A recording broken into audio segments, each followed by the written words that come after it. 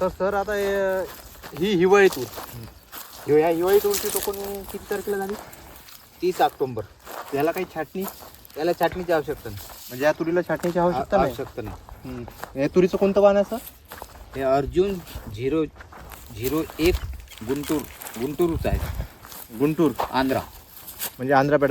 Sir म्हणजे या तुरीबद्दल माहिती सांगा बरं. म्हणजे काय सुरुवातीपासून हिचं म्हणजे हे काय हिची लागत काय, हिचं उत्पन्न किती येणार? हे चांगलं नियोजन झालं तर याचं उत्पन्न चांगल्यापर्यंत शेतकऱ्यांना आतापर्यंत 10-12 पर्यंत घेतलेलं आहे. एकरी 10 क्विंटल, 10 क्विंटल वर घेतलेलं आहे. म्हणजे रब्बी तूर म्हणता येईल. रब्बी तुरच आपलं पहिलं वर्ष आहे. हम्म. त्याच्यामुळे आता हे किती येते हे काही यावर्षी आपल्याला सांगता येणार नाही, पण आल्यानंतर ठरवू. पण आजच्या कंडिशनले ह्या तुरीमध्ये सगळ्यात जास्त येते तो मर रोग. मर रोग तुरीमध्ये, तुरीमध्ये सगळ्यात जास्त, याच्यात सगळ्यात जास्त धोका असतो तो मर रोग. पण आपल्या याच्यात 1 रुपयात आपण बुरशीनाशक ड्रिंचिंग काही केलं नाही, पण मर रोगाचं प्रमाण नाहीच्या बरोबरीत आहे. आता म्हणता येईल हे एका बेडवर 2 तास, 2 तास. मधातलं म्हणता येईल नंतर 4.5 फुटावर आपण 2 लाईन घेतल्या. जसं आपण चना घेतलेला आहे त्याच पद्धतीने इथे केलं. हिची हाईट 3-3.5 फुटापर्यंत आरामात जाते. 3-4 म्हणजे छाटणी करत नाही म्हणून आपण. छाटणीची गरज नाही. आणि पाण्याची म्हणजे पाणी आपल्या स्प्रिंकलर 4-5 पाणी लागते. आतापर्यंत 3 झाले. आतापर्यंत 3 झाले. हो, म्हणजे उन्हावर डिपेंड डिपेंड आहे. मग याला पट पाणी द्यावं लागत नाही, स्प्रिंकलर चालू. नाही आता नाही, पण जेव्हा हे तूर मोठी हा तेव्हा मग आपल्या नालीन पाणी द्यायचं, पट पाणी द्या. हा.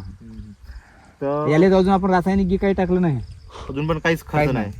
फक्त एकदा याचं बायोमिक्सचं ड्रिंचिंग केलं सुरुवातीला. त्याच्यानंतर पुन्हा याला खर्च केलेला आणि किती एखादी एका एकरात टाकलेला. एका एकरामध्ये किती 15 किलो बियाणं. एका एकरामध्ये 15 किलो बियाणं लागते. म्हणजे जेवढं आपलं चण्याचं लागते ना तेवढंच बियाणं लागते. आणि असं म्हणजे एकरी 10 क्विंटल होते बा. होते.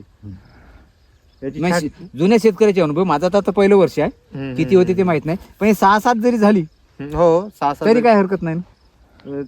असं म्हणता येईल. आता तूर जे आहे, एक जे तुरीची क्वालिटी आहे, लाल, काळी, लाल तूर, लाल तूर आणि टपोरा दाना होते याचा.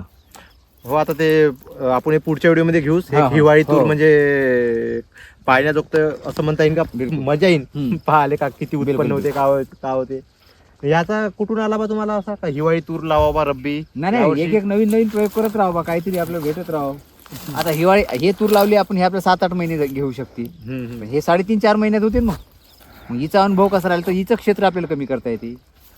पाणी अंतर सफिशियंट आहे का एवढं? हा, बिलकुल. त्यामध्ये मग फवारणी मारण्याचा त्रास आरामात चालते असा फवारा.